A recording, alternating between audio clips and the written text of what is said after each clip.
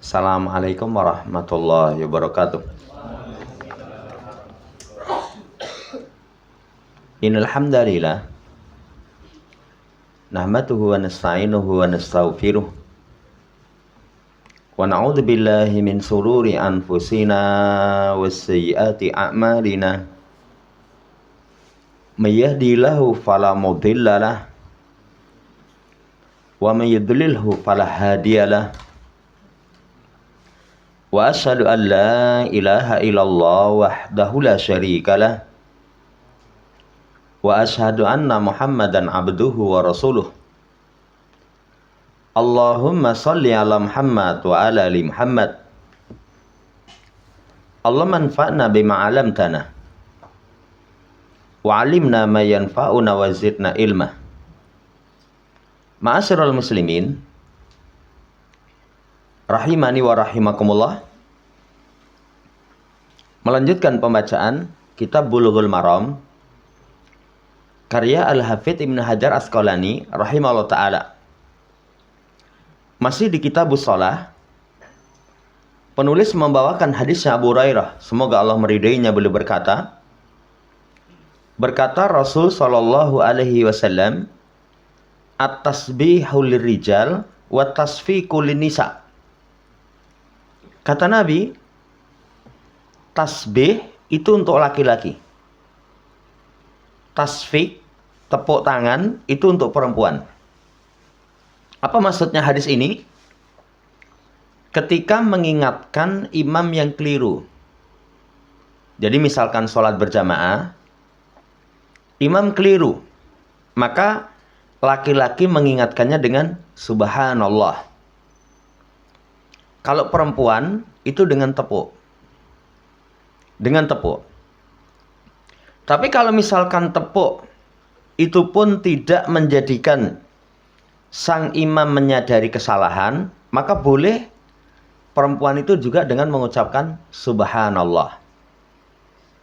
Jamaah hormati, hadis ini riwayat Imam Bukhari, Imam Muslim, dan Imam Muslim ada tambahan fis shalah.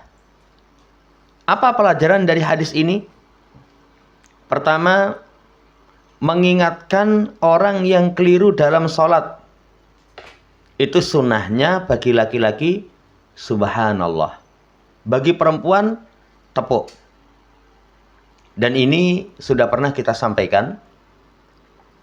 Kalau misalkan subhanallah menjadikan sang imam belum menyadari kesalahan, maka boleh dengan sepatah kata.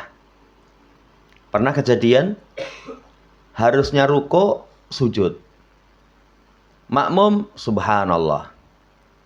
Berdiri lagi, baca lagi, subhanallah. Akhirnya imam malah bingung. Boleh misalkan sepatah kata ruko. Itu diperbolehkan. Jadi, tapi asalnya adalah dengan tasbih, kalau perempuan dengan tasfiq. Allah ta'ala alam. Kemudian pelajaran yang kedua, semua ini dalam rangka untuk menjauhkan ketika orang sholat itu ucapan-ucapan yang bukan bagian daripada sholat. Karena sholat itu bermunajat kepada Allah subhanahu wa ta'ala. Makanya tidak boleh ada ucapan. Kecuali yang ucapan itu da'atil hajah, dibutuhkan. Kayak subhanallah. Tapi kalau ucapan kepada sampingnya, pernah dibacakan ketika Muawiyah bin Hakam itu sholat. Kemudian sampingnya bersin ngucap alhamdulillah. Dia jawab yarhamukallah. Seperti itu tidak diperbolehkan. Karena yarhamukallah itu berarti jawaban kepada orang yang ngucap alhamdulillah. Allah ta'ala alam. Ini fikih dari hadis. Hadis setelahnya dibawakan riwayatnya Mutarrib ibn Abdullah ibn Sihar dari bapaknya. Beliau berkata, ra'aitu Rasulullah sallallahu alaihi wasallam yusalli wa fi sadrihi azizun ka azizil mirjal minal buka. Akhrajahul khamsah illa Ibnu Majah wa sahahahu Ibnu Hibban. Hadis ini adalah hadis yang sahih. Diriwayatkan oleh imam yang 5 kecuali Ibnu Majah. Kata Mutarrif ibn Abdillah ibn Sihr dari bapaknya, aku melihat Rasul Shallallahu Alaihi Wasallam sholat yang dalam dadanya itu ada ini azizun ka azizil mirjal. Jadi azizun ka azizil mirjal. Ada suara seperti banyu mop. Jadi sautu ghalyanil kidr. Kan kemelutuk gitu. Seperti air mendidih. Seperti air mendidih. Karena nangis. Jamaah hormati, apa pelajaran hadis ini? Sholat sunnahnya khusyuk. Ya, karena kalau khusyuk itu sholatnya bagus. Bahkan sifat orang yang beriman yang mendapatkan keberuntungan. Qad aflahal mu'minun alladzina hum fi salatihim khashi'un. Yang mereka dalam sholatnya itu khusyuk. Khusyuk itu tenang. Khusyuk itu kehadiran hati. Artinya apa yang dibaca, hatinya menyertai. Merenungi, meresapi. Apa yang dia lakukan, hatinya hadir, itu khusyuk. Sebagian ulama mengatakan rohnya sholat itu khusyuk. Itu khusyuk. Kalau sama sekali sholat hatinya lalai, bahaya. Tapi kalau kali waktu, kadang kan syaitan itu pinter. Seseorang sebelum sholat nyari sesuatu, nggak ketemu. Begitu tengah sholat, udzkur kada wa kada. Barangmu mau neng kono. Tujuannya untuk apa? Supaya nanti kekhusukan ini menjadi rusak. Golek HP mumet, di miss call, nggak ketemu. Ya, tengah sholat dilingke genah HP-mu neng meja njaba no. Akhirnya supaya ketika sholat itu terganggu kekhusukannya. Waduh, kanggo dijimuk wong apa ora? Lah ini, saudara yang saya hormati, sholat itu usahakan untuk disertai dengan kehadiran hati. Makanya sholat itu sudah merupakan satu kesibukan. Sholat itu kalau tenanan, ternyata bukan perkara yang ringan itu. Gak usah 4 rakaat, 2 rakaat. Kita khusyuk, hatinya hadir, meresapi apa yang dibaca. Itu saja sudah bukan perkara yang ringan. Makanya kata Nabi, sungguh sholat itu merupakan satu kesibukan. Ini pelajaran yang pertama. Yang kedua, seseorang yang sholat dalam kondisi merintih. Merintih karena nangis, karena takut kepada Allah, itu tidak membatalkan sholat. Tidak membatalkan sholat. Walaupun sebagian ulama mengatakan kalau sudah ada 2 huruf, batal. Tapi yang sahih tidak. Nabi dadanya bergemuruh. Ya, nangis. Itu selama jamaah hormati, karena takut kepada Allah Subhanahu wa Ta'ala, itu tidak membatalkan sholat. Ini yang kedua. Bahkan kalau ada sebagian nangis itu sampai suwe. Ada imam-imam ngimami nangis suwe. Makanya kalau ada imam pas bacaan tertentu kok mandek itu, jangan langsung disambung. Kan kadang ada makmum itu Al-Fatihah aja mandek sedikit, padahal mungkin karena kesedak atau apa dilanjut ke. Itu kalau diamnya imam dalam bacaan terkadang meresapi apa yang dia baca. Nanti kalau kita lanjutkan, kekhusukannya menjadi terganggu. Jamaah yang hormati, ini fikih yang kedua. Yang ketiga sekarang, lihat kondisi Nabi Shallallahu Alaihi Wasallam. Dosanya dimaafkan, masa lampau dan akan datang. Masa lalu dan akan datang dimaafkan. Tapi seiring dengan itu, beliau masih takut luar biasa. masih takut luar biasa. Lah ini keteladanan bagi kita. Kalau pribadi yang sudah maksum, dimaafkan kesalahannya, itu sholatnya masih demikian khusyuk. Lalu bagaimana dengan kita? Kita nggak ada jaminan dosa kita dimaafkan. Kita tidak tahu apakah amalan kita diterima yang telah lewat. Makanya ini keteladanan bagi kita supaya kita itu mencontoh beliau Shallallahu Alaihi Wasallam. Kayak beliau sehari semalam istighfar, Astaghfirullah wa atubu ilaih, Allahumma gfirli wa tub alayya. Itu gak kurang 100 kali. Padahal dosa beliau dimaafkan. Kenapa kok masih mohon ampunan? Allahumma gfirli. Ya. Itu satu ketawaduannya beliau. Yang kedua kasih contoh. Ini loh umatku. Aku kasih keteladanan. Dosaku dimaafkan. Tapi tetap masih mohon ampun. Saudaraku yang saya hormati, itu fikih yang ketiga. Kemudian yang keempat. Sholat itu tempat seseorang untuk mendekatkan diri kepada Allah. Untuk khusyuk, untuk berdoa. Karena kondisi sholat itu kondisi seseorang dekat dengan Sang Pencipta. Kan termasuk kondisi orang dekat itu ketika sholat. Apalagi waktu sujud. Nah ini manfaatkan sebaik-baiknya untuk tadarru', menghinakan diri, untuk tunduk kepada Allah Subhanahu wa ta'ala. Wallahu ta'ala alam. Kemudian setelahnya dibawakan hadis yang Ali. Semoga Allah meridainya. Beliau berkata, kana li min Rasulillahi sallallahu alaihi. Aku untuk Rasul sallallahu alaihi wasallam itu diberi 2 waktu untuk ketemu. Jadi menunjukkan istimewanya sahabat Ali bin Abi Thalib. Fakuntu, maka aku idza ataituhu, mendatangi beliau wa huwa yusolli, beliau dalam keadaan salat, tanah nahali. Beliau tanah naha itu dehem. Itu kalau misalkan beliau Ali bin Abi Thalib mendatangi Rasulullah SAW yang Rasul dalam keadaan sholat. Itu beliau berdehem memberikan isyarat. Hadis ini riwayat Imam Nasa'i Ibnu Majah.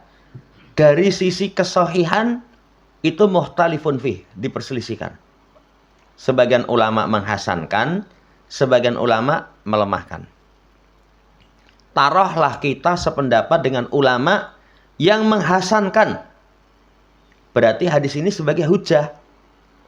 Ya. Apa pelajarannya?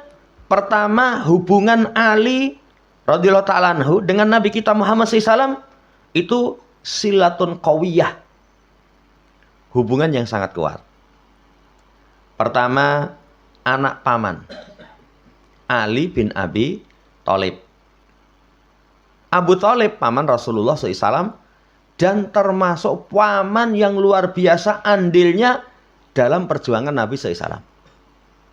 Kan paman Nabi itu yang sezaman ada 4. Kalau semuanya itu kalau nggak salah ada 5. Satunya Haris. Kalau yang sezaman itu Abu Thalib, kemudian Abu Lahab, Al-Abbas, satunya Hamyah. Kalau paling istimewa itu Hamyah. Setelahnya Al-Abbas. Yang 2 kafir yang sezaman dengan beliau, Abu Thalib sama Abu Lahab. Kalau Abu Thalib baik sekali, cuman sayangnya nggak mau masuk Islam.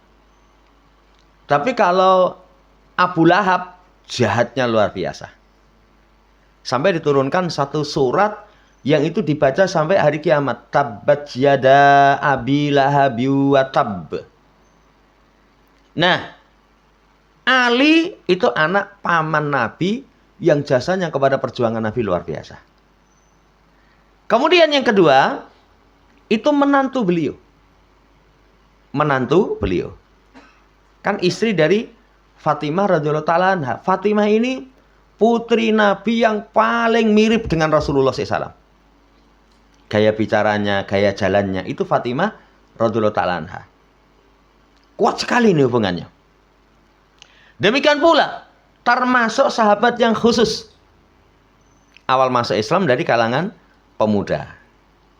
Ali itu mendapatkan persaksian dicintai oleh Allah dan Rasulnya, mencintai Allah dan Rasulnya. Kemudian dikenal kalau di medan jihad itu perang tanding ijen. Itu kalau orang kafir nantang, biasanya yang dimajukan sama Rasul itu Ali. Itu kalau ijen-ijen. Iya, jadi luar biasa. Kalau Ali itu perang ijen-ijen itu luar biasa. Ini keistimewaan Ali bin Abi Thalib. Iya. Jamaah hormati, saking istimewanya beliau itu dikasih 2 waktu. 2 waktu itu kalau bahasa kita misalkan, nanti kamu kalau pengen ketemu saya, itu pagi jam sekian, sore jam sekian. Keistimewaan sahabat Ali bin Abi Thalib. Pelajaran yang kedua, dehem ketika sholat itu tidak membatalkan. Walaupun muncul padanya 2 huruf. 2 huruf. Karena dehem itu bukan termasuk jenis pembicaraan. Bukan termasuk jenis pembicaraan. Lah kita bisa. Misalkan di rumah kondisi tertentu, sholat. Ada seseorang yang membutuhkan kita. Assalamualaikum. Ya. Tapi orang yang salam ya harusnya paham. Oh lagi sholat. Jangan salami malah. Ya. Nah, ini jamaah hormati diperbolehkan. Atau orang rumah, kadang kalau kita lagi sholat, misalkan istri mau keluar. Pamit sih. Ya, kita kasih isyarat dengan dehem. Itu tidak membatalkan sholat. Yang kedua. Yang ketiga, masuk rumah seseorang itu asalnya nggak boleh, kecuali dengan izin pemilik rumah. Izin pemilik rumah. Ya ayyuhalladzina amanu la tadkhulu buyutan ghaira buyutikum hatta tasta'nisu wa tusallimu ala ahliha.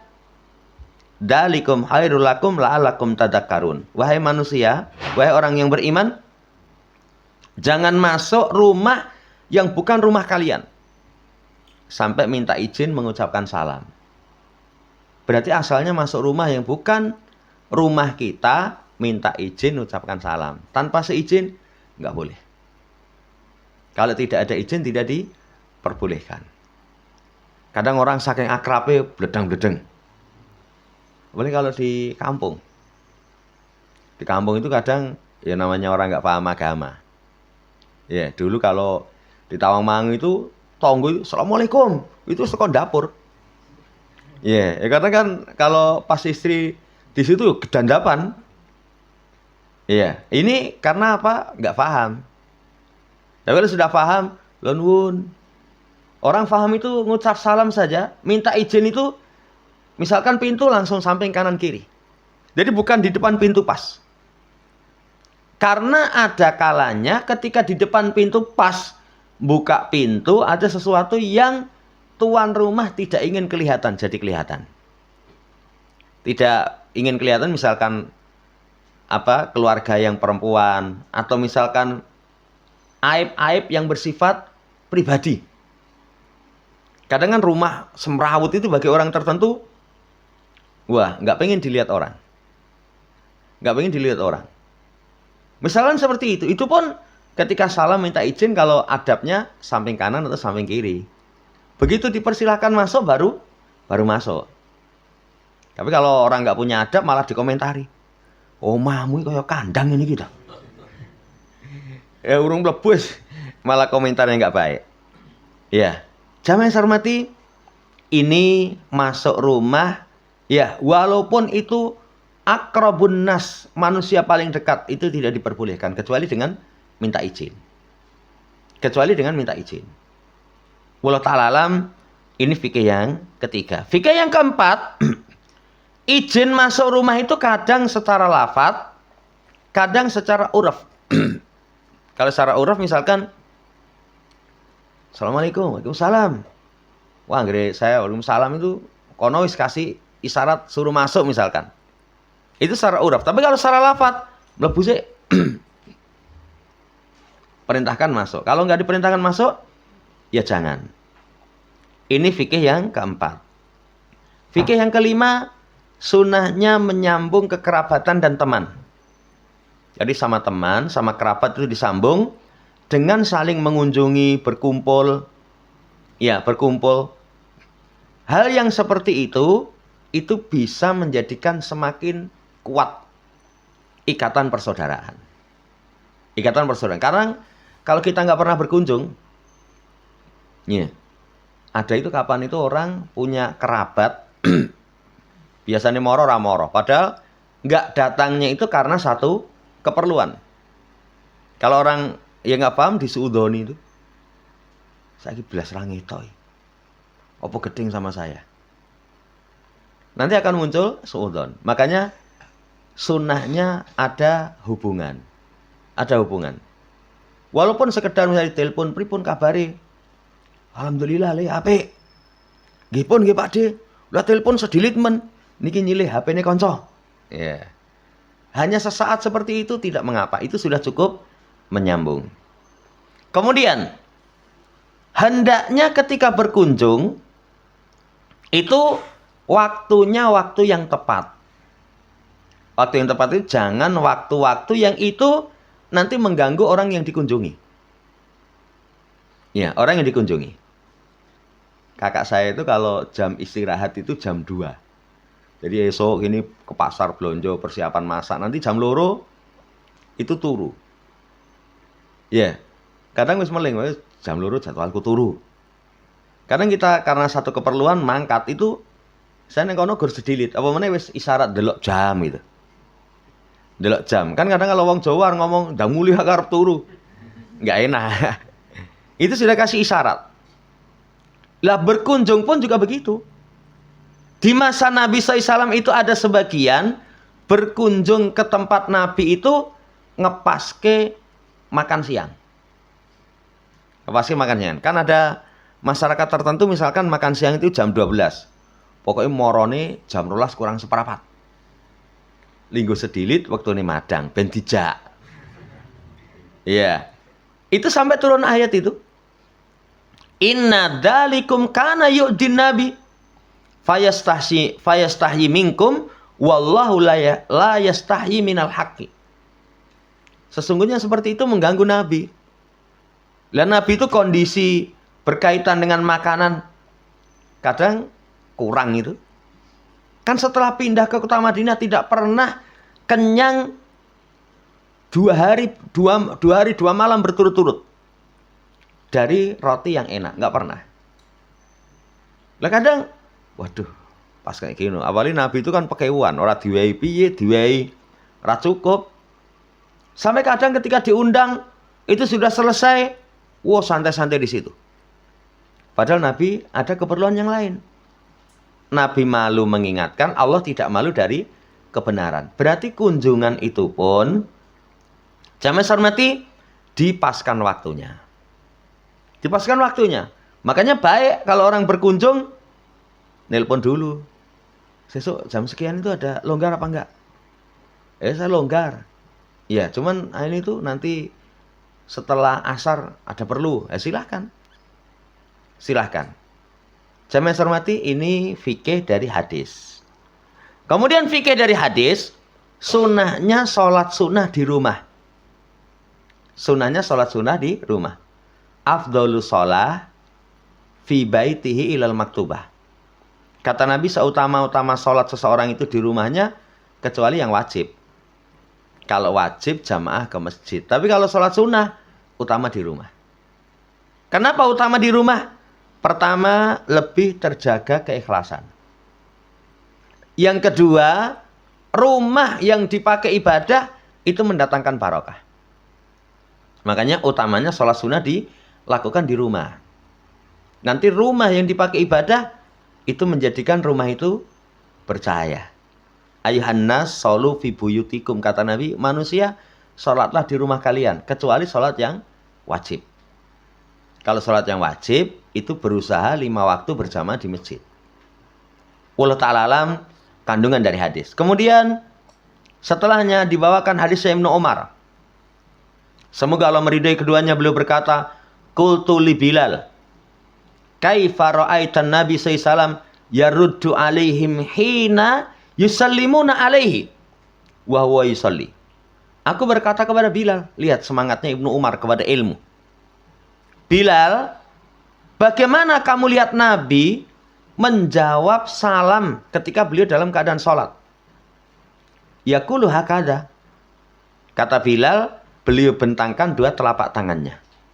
Jadi ininya dibuka. Nanti ya, sebagian riwayat itu begini, kasih isyarat. Assalamualaikum.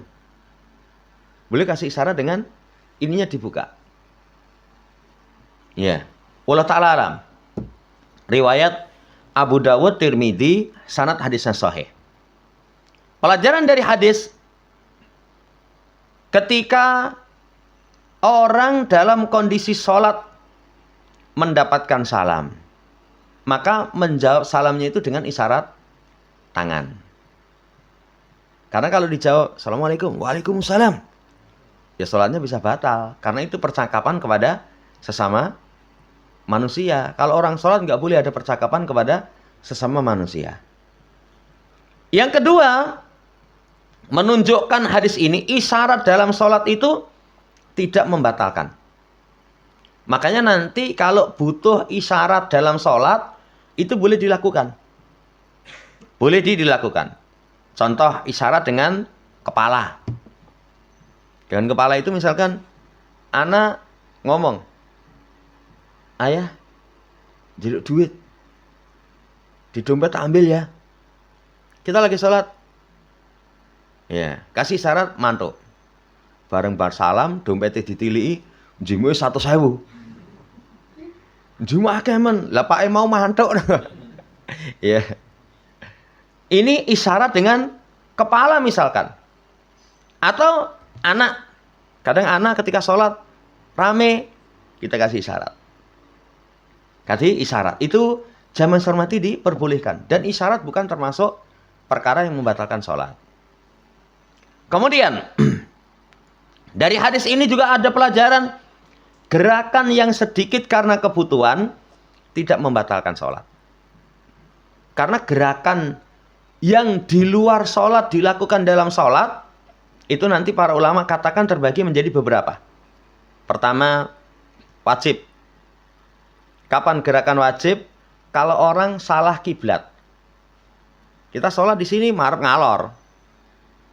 Ada yang mengingatkan, marpe jorono, marpe ke sana. Itu wajib langsung berubah arah. Langsung berubah arah. Apakah sholatnya sah? Sah. Tapi kalau kecampuran kalimat, itu bisa batal. Tenane lho, Lik. Itu namanya ngobrol ya, ngobrol. Itu wajib. Yang kedua, sunnah. Apa gerakan yang sunnah itu? Merapatkan shaf. Tapi kalau sudah nggak mau dirapatkan, geser ini, geser ini, ya wis stokno wae. Ya. Tapi kalau masih mampu boleh. Atau kayak depan kosong kita maju. Itu sunnah. Ada yang boleh. Boleh itu karena kebutuhan. Kalau karena kebutuhan boleh. Misalkan lupa mematikan HP. Tengah sholat ada panggilan masuk. Kita matikan. Itu kebutuhan. Itu kebutuhan. Diperbolehkan. Ada yang makruh. Makruh itu apa? Gerakan yang tidak dibutuhkan. Gerakan yang tidak dibutuhkan. Ada orang sholat kadang,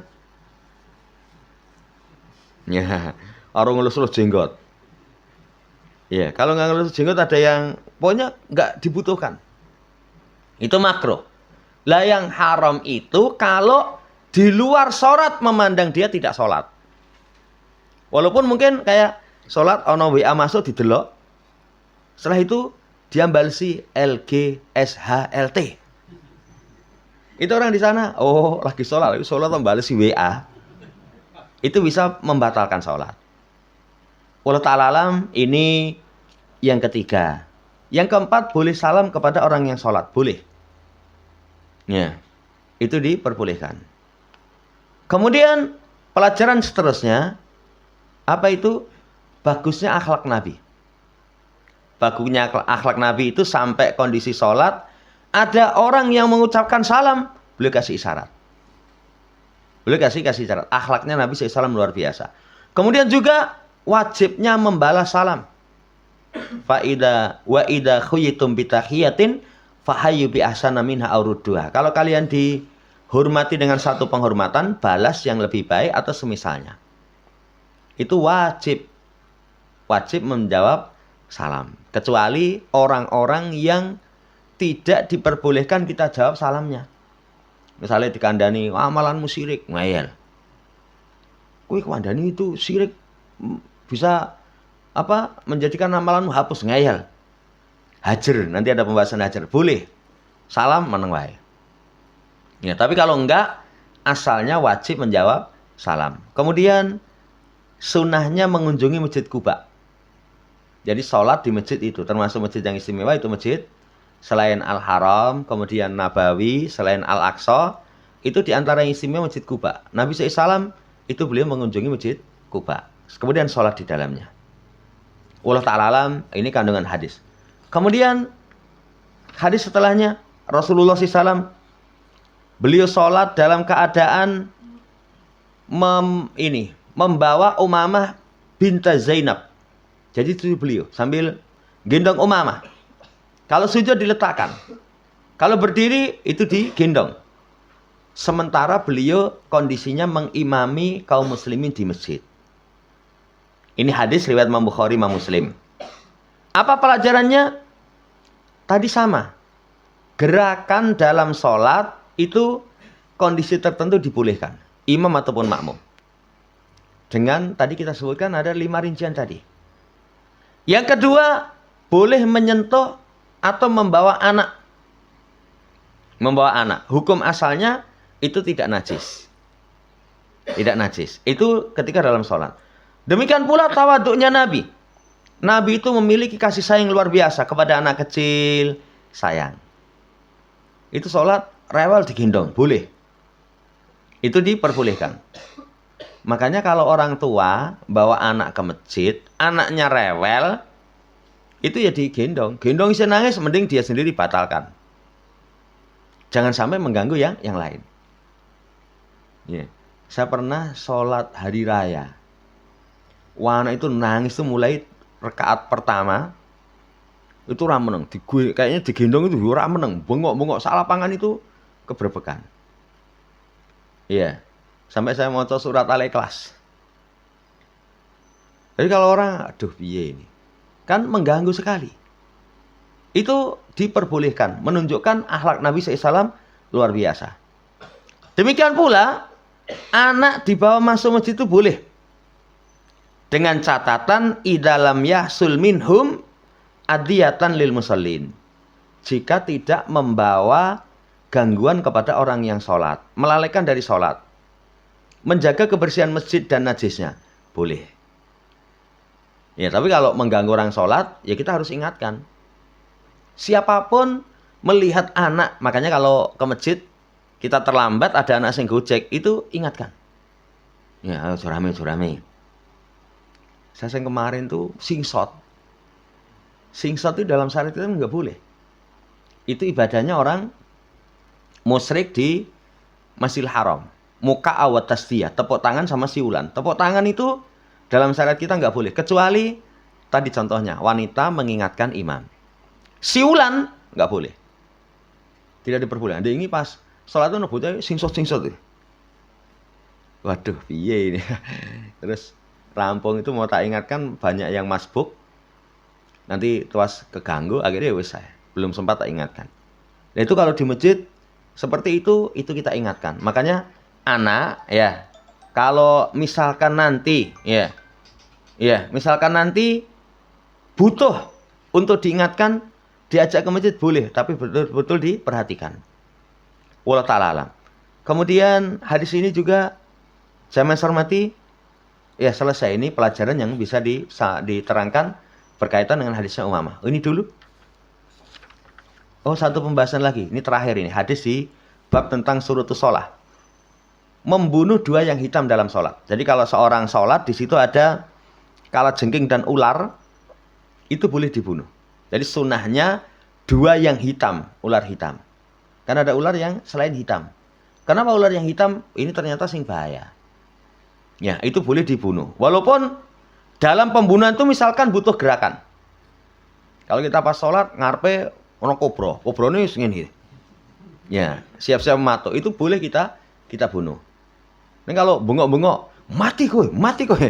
Ya sholatnya batal. Pokoknya kalau selama hanya gebuki, itu tidak mengapa. Ini hadis yang terakhir dibawakan oleh Syekh. Insya Allah nanti kita lanjut pada pembahasan tentang sutroh orang yang sholat. Sutroh itu pembatas sholat. Banyak dari saudara kita yang sholatnya itu kadang tanpa pembatas.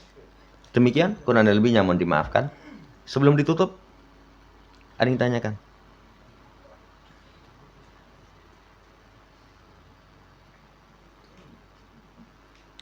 Cukup, subhan.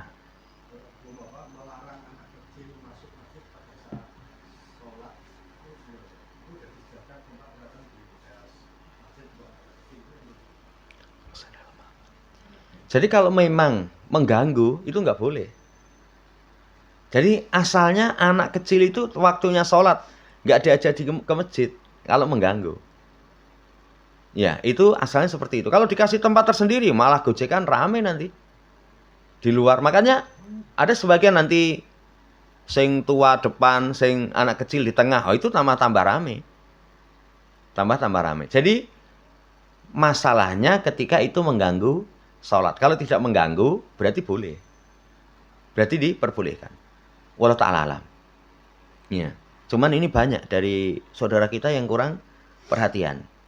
Kalau dulu pas zaman beliau Ustaz Ja'far itu kalau ngaji ono bayi, ono bocah, obesity itu mesti diingatkan. Tapi sekarang malah wong tuane santai gitu. Wong liya sing ngelokke. Kadang sering itu kita ngaji, anaknya rewel, ganggu, orang tuanya nggak peka. Dia bisa menanggung dosa, termasuk apalagi waktu sholat. Ya, wallahu ta'ala.